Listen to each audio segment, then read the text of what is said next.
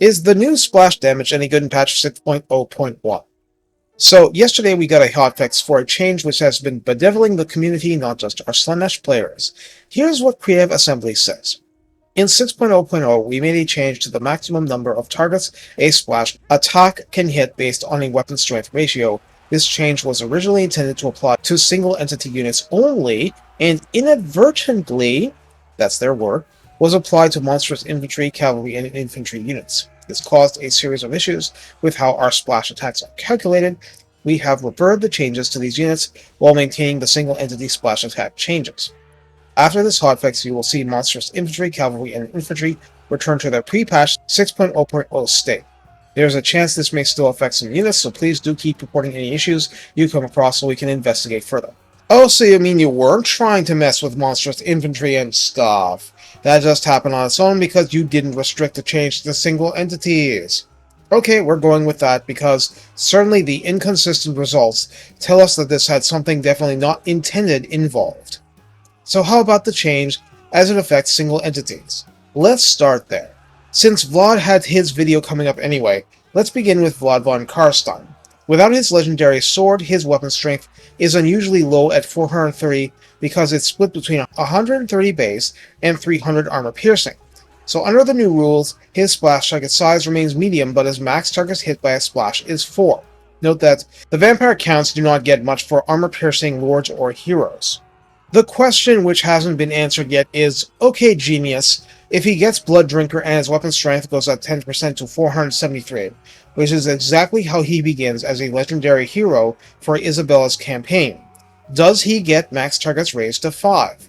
If he gets Red Fury applied on him mid-battle, among other buffs that raise him past 550 weapon strength, will it go up to 6? Well, I don't know that yet. It's a good question. In the meantime, let's look at how this works.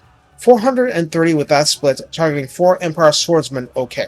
Each swordsman either has 30 armor or 45 armor depending on if a certain campaign tech is in play. Either way, armor works roughly like this.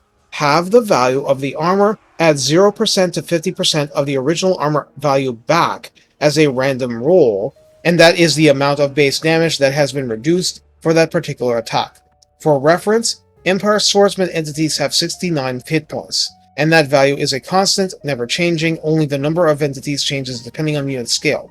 On Ultra, these units have 120 entities. So by this math, if a unit has armor 100, it will, on average, block 75% of the incoming damage, because it's blocking 75 points of damage. But only if it's base damage. Armor piercing is guaranteed to go through that armor. So, depending on which version is used, and I'll round up just because, that's between 15 and 30 base damage negated, or 23 to 45 base damage negated per successful attack. Vlad's melee attack is pretty high, and gets better with Blood Drinker, so he'll hit a lot. So let's say it's the base version of Vlad versus 4 targets. That means splitting up his weapon damage like this. 32.5 base damage, 75 armor piercing damage. So on average, he's losing all but 10 of that base damage in the first instance, all of that base damage in the second instance, as an average. But 75 armor piercing damage is enough to outright kill every single swordsman entity he swings at and connects with. This emphatically would not be the case if he was still diluting his attacks between 8 entities. Of course, that meant less overkill in some instances. But like this, he's just mulching through 4 entities per swing, assuming he physically hits that many with his animation, and his attack rolls all go through. But it's a very interesting thought experiment. Were this a regular Vampire Lord with 480 weapon strength, split 310 base, and 170 armor piercing, max splash attacks 5, we get 62 base damage, 32 armor piercing, as split between 5 entities. So on average, he's losing 22 or 23 base damage, or 34 base damage in the second instance with higher armor. This means we're getting a steady stream of 70 or 71 damage combined for the lower armor value, or 60 on average for those with the higher armor value. So depending on the RNG, he may, or may not, be killing every single swordsman he touches, but he's still a ton closer to doing so than he would have been with maximum splash prior to this patch change. All that said, he's killing or almost killing 5 targets, provided he hits them, at rank 1 against unbuffed swordsmen. In a way, Vlad's going to lose efficiency once he's barely strong enough to get 5 max targets, but that's why it pays to have, what the humans call it. Oh, friends! Well, minions certainly. A few Graveguard attacking single models with attacks that actually connect will easily finish off such weakened prey. Vlad will fully regain efficiency as he raises his weapon strength closer to the 550 mark, assuming of course he actually does gain a splash damage target. But in multiplayer, Blood Drinker only adds regen, not weapon strength. I tested it using Occam's Mind Razor, but I don't see anything like an increase in splash mid-battle. As for campaign, in the end, I don't much care. Splash damage is a convenience. Killing what you hit is a necessity, and ganging up on any unit, be it with other heroes or friendly units, is likely to feel a lot more consistent because you have more ways of finishing off damaged opponents or damaging them enough a lord can finish them off despite unlucky armor soak rolls.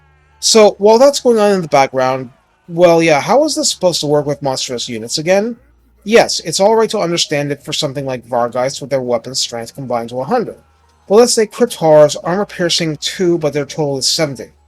What, were their splash targets glitching to 0 or something? Maybe? But Kadai Fireborn were an example cited specifically, so no, theirs should be weapon strength 120, so I don't think there's a rhyme or reason for this necessarily. If this is unintended behavior, then I don't think we should stress too much debating why this is how the cookie code crumbled under stress. We've heard all about the tech debt involved. It's just good this is something relatively easily fixed, or at least rolled back. Now give us Vampire Lord's Amber Stance back and we can go give Ungrim his final death. Is the pact sealed? Take care, and have fun splashing your way around in a pool of blood.